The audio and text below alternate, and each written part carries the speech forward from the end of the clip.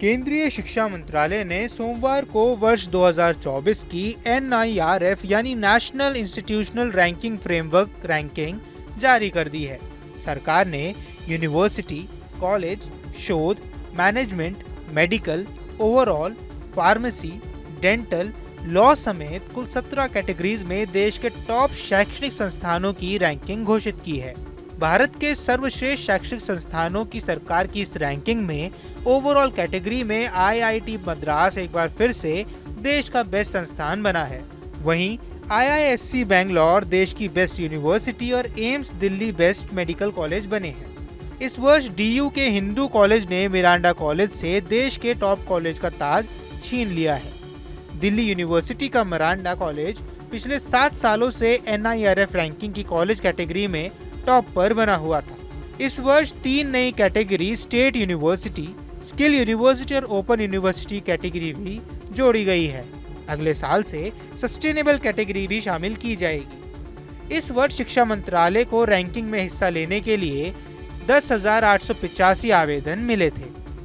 आपको बता दें कि शिक्षा मंत्री धर्मेंद्र प्रधान ने सभी श्रेणियों के लिए भारत के टॉप संस्थानों की रैंकिंग घोषित की थी।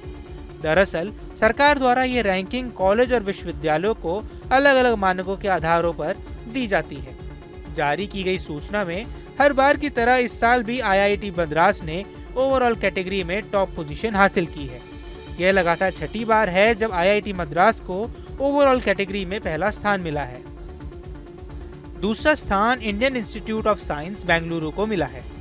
इसे लेकर क्या कुछ कहा शिक्षा मंत्री धर्मेंद्र प्रधान ने, पहले आप वो सुनिए। 9th एडिशन ऑफ NIRF में धीरे धीरे देश की एजुकेशन इंस्टीट्यूशंस की पार्टिसिपेशन बढ़ रही है। इस बार 6,500 से ज्यादा इंस्टीट्यूशन, 10,000 से ज्यादा डिफरेंट कैटेगरीज पे एप्लीकेशंस भी आया था।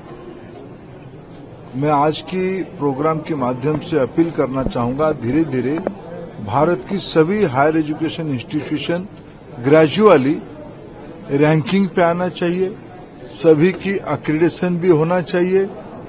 इसके कारण देश की स्टूडेंट्स को, पेरेंट्स को किस प्रकार की इंस्टीट्यूशंस में उनकी बच्चे पढ़ रहे हैं और बच्चे भी खुद जान पाएंगे वो किस प्रकार की इंस्टीट्यूशन में पढ़ रहे हैं। इस कंपटीशन कारण देश में क्वालिटी, एजुकेशन की क्वालिटी में इंक्रीज होगी। इसलिए सभी को धीरे धीरे सरकार की ओर से परसुएशन भी रह रही है। इसीलिए देश में पहली बार मोदी जी आने के बाद 2015 से इस प्रकार के एक इंस्टीट्यूशन का व्यवस्था किया गया है और 2016 अनुवाद अभी तक इसको मिला के 9th एडिशन की NIRF की रैंकिंग हुई है। आज जिन इंस्टीट्यूशंस को इस रैंकिंग फ्रेमवर्क में सम्मान मिला है, मैं सभी को बधाई देता हूं। 16 कैटेगरी में इस बार रैंकिंग किया गया। 3 नए कैटेगरी को इस बार जोड़ा भी गया है। आने वाले दिनों में रैंकिंग और बहुआयामी हो, मल्टी डायमेंशनल हो, उसको भी ध्यान रखा जाएगा। एक्रेडिटेशन प्रोसेस को में ट्रांसपेरेंसी लाने के लिए बाइनरी एक्रेडिटेशन गाइडलाइंस जारी किया है।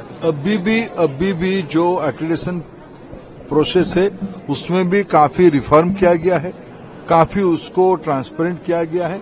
उसके अलावा एक एक्सपर्ट कमेटी के रिकमेंडेशंस के माध्यम से बाइनरी एक्रेडिटेशन की पब्लिक कंसल्टेंसी समाप्त हो गई है, पब्लिक डोमेन में भी है।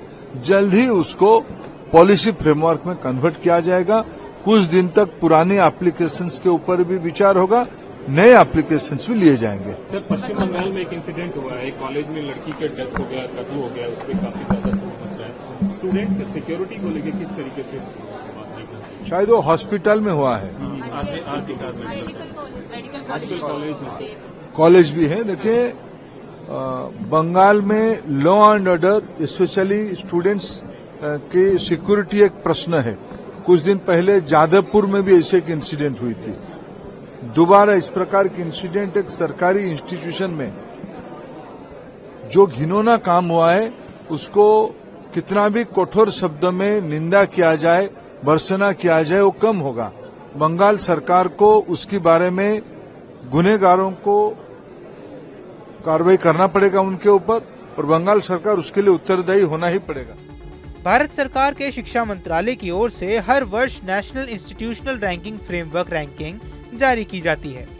NIRF को HMRD द्वारा अनुमोदित किया गया था और 29 सितंबर 2015 को मानव संसाधन विकास मंत्री द्वारा लॉन्च किया गया था। 2016 में पहली बार सरकार की तरफ से रैंकिंग जारी की गई थी। देश के विश्वविद्यालयों, कॉलेजों, इंजीनियरिंग, मैनेजमेंट और फार्मेसी संस्थानों के लिए NIRF संस्था बनाई गई थी। इससे पूर्व रैंकिंग के लिए कोई सरकारी संस्था नहीं थी। प्राइवेट संस्थाएं रैंकिंग जारी करती थी, जिस पर तरह तरह के सवाल उठते रहते थे। लेकिन अब विभिन्न मानकों के आधार पर सरकार की ओर से सरकारी और प्राइवेट संस्थानों को रैंकिंग दी जाती है। NIRF रैंकिंग संस्थानों को teaching, learning and resources, research and professional practice, graduation outcome, outreach and inclusivity, perfection के आधार पर दी जाती है। वेटेज की बात करें तो टीचिंग, लर्निंग, रिसोर्स को 30%, रिसर्च एंड प्रोफेशनल प्रैक्टिस को 30%, अनुसंधान, धारणा, आउटरीच, ग्रेजुएशन आउटकम को 20%, आउटरीच और इंक्लूसिविटी को 10% और परसेप्शन को 10% अहमियत दी जाती है। अगले साल से सस्टेनेबिलिटी रैंकिंग भी जारी की जाएगी। आपको हमारा ये वीडियो कैसा लगा हमें कमेंट बॉक्स पर जरूर बताएं। देश दुनिया की तमाम खबरों के लिए न्यूज स्टेट चैनल को सब्सक्राइब करना न भूलें। न्यूज नेशन अब व्हाट्सएप पर खबरों के ताजा अपडेट के लिए न्यूज नेशन के इस QR कोड को स्कैन करें।